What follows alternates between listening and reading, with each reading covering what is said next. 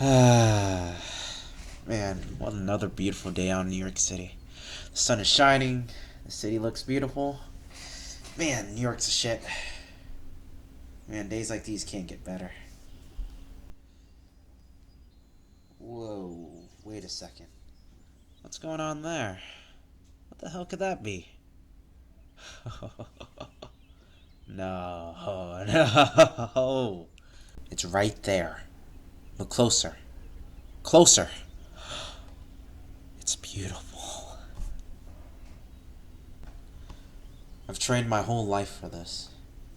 I'm gonna find the holy ramen of this empire, the one that rules this city, and eat it. Welcome to the very first episode of Holy Ramen Empire. I'm your host, Lacy Lima III. And today, joining us is none other than Jaime Ortiaga. Get on over here. Hey, what's up, man? How you doing, Lacy? What's good? I'm really excited to be here. I'm stoked to eat some ramen, and I'm really happy to be on the show. Thanks for inviting me. Of course. All right, now, this very first episode is a special one. Okay. All right, so can you give me a drum roll? Oh, yeah. We are going to Tabe Tomo. Let's go. Today, we are going to a very traditional Japanese restaurant. To any ramen connoisseur out there, it's important to know the variety and culture behind it.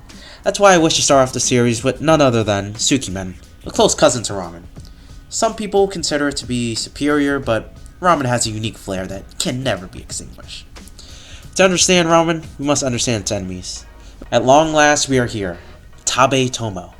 It's time to embrace ourselves for a new experience. As I desperately try to figure out a quick pose for the camera next to this landmark, my good compatriot Jaime, on the other hand, figures it out like it's nothing. Alright, time to go in. Now this place is just breathtaking. It just feels so simple and clean, yet it emanates aesthetic. You know what I'm talking about. You get what I'm laying down, right? As I show my companion our appetizers, he quickly becomes disgusted by one of my favorite choices, takoyaki. Bits of octopus fried and battered and shaped into a ball, all topped with bonsai flakes, which makes it look like it's moving and still alive, as if it's the legs of the octopus itself. Sadly, we'll have to settle for karaage, Japanese fried chicken. Alright, now it's time to try the appetizers. This karaage is probably the best karaage I ever had. It's so soft, crispy. It was actually really refreshing. As you can tell, Jaime thought that and more. This karaage was really something else. So if you go to this restaurant, you have to try the karaage. It is really good. Now, you must be wondering what's the difference between sukimen and ramen.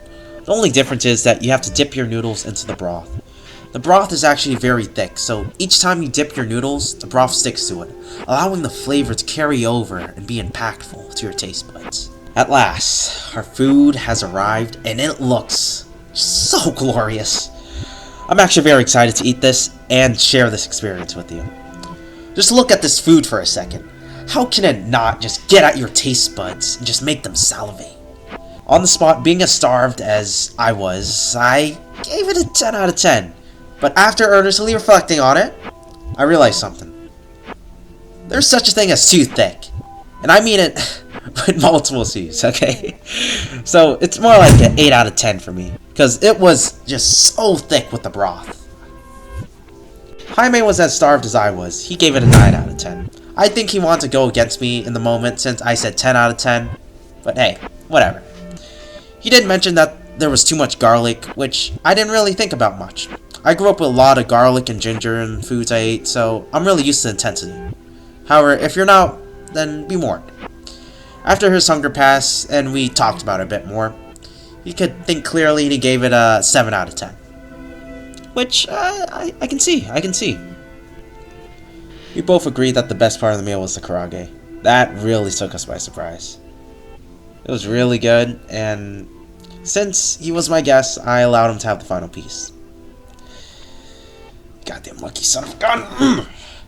I do recommend this place, especially if you want something more traditional. Although today ended and we didn't find the holy ramen $10 ramens, it's a first step in many to come. Join us next time as we visit another phenomenal spot in the hope to discover the true successor.